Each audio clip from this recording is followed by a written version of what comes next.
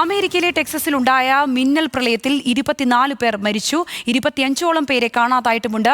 അതിശക്തമായ കാറ്റിൽ ന്യൂജേഴ്സിയിലും 3 പേർ മരിച്ചിട്ടുണ്ട്. അഖില CP ഉണ്ട് വിശദാംശങ്ങളുമായി. അഖില, ഏറ്റവും ഒടുവിലായി ഈ മരണം സ്ഥിരീകരിച്ചിരിക്കുന്നത് 24 പേരുടേതാണ്. പക്ഷേ വലിയ രീതിയിലുള്ള പ്രളയ സാഹചര്യമാണ് അമേരിക്കയിലുള്ളത്. ആ ദൃശ്യങ്ങളൊക്കെ അതിൻ്റെ ഭീതിയെ എല്ലാവരിലേക്കും എത്തിക്കുന്നതുമായിരുന്നു. ഏറ്റവും പുതിയ വിവരങ്ങൾ എന്തെല്ലാമാണ് എത്തുന്നത്?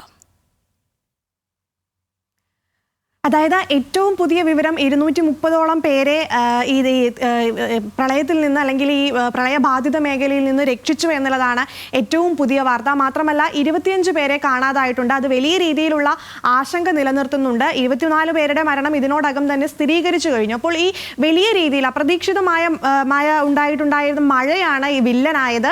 അപ്പോൾ ഈ മഴ കാരണം ഈ പറയുന്ന പോലെ ഗ്വാഡൽപേ നദിയിലൊക്കെ ക്രമാതീതമായി വെള്ളം നിറഞ്ഞു. അപ്പോൾ ഈ ഒരു 45 മിനിറ്റിനുള്ളിൽ 25ഓളം അടി വെള്ളമാണ് ഉയർന്നത്. അതുകൊണ്ട് തന്നെയാണ് വലിയ രീതിയിലുള്ള ഒരു മിന്നൽ പ്രളയം ഉണ്ടായത്. അപ്പോൾ ഈ ജൂലൈ 4 നമുക്കറിയാം ഈ അമേരിക്കയുടെ സ്വാതന്ത്ര്യ ദിനമായിരുന്നു. അതിൻ്റെ ആഘോഷത്തിലായിരുന്നു ജനങ്ങൾ ഭൂരിഭാഗം പേരും. ആ ആഘോഷവേളയിലാണ് വലിയ രീതിയിലുള്ള ഒരു മിന്നൽ പ്രളയം ഉണ്ടാകുന്നത്. 24 പേരുടെ ജീവൻ നഷ്ടമായി എന്നുള്ളതാണ് ഏറ്റവും സങ്കടകരമായ കാര്യം. ഏറ്റവും ദുഃഖകരവും ഞെട്ടിപ്പിക്കുന്നു എന്നുള്ളൊരു പ്രതികരണമാണ് ഡൊണാൾഡ് ട്രംപിന്റെ ഭാഗത്തു നിന്നുണ്ടായത്. മാത്രമല്ല ഈ ഡ്രോണുകളും ഹെലികോപ്റ്ററുകളും ഉപയോഗിച്ച് ഇപ്പോഴും തിരച്ചിൽ ഊർജിതമാക്കുകയാണ്. അപ്പോൾ ഈ ടെക്സസ് ഗവർണർ ഇതിന്റെ ഭാഗമായി കൃത്യമായി ജനങ്ങളെ ഈ മാധ്യമങ്ങളെയൊക്കെ കാണുന്നുമുണ്ട്.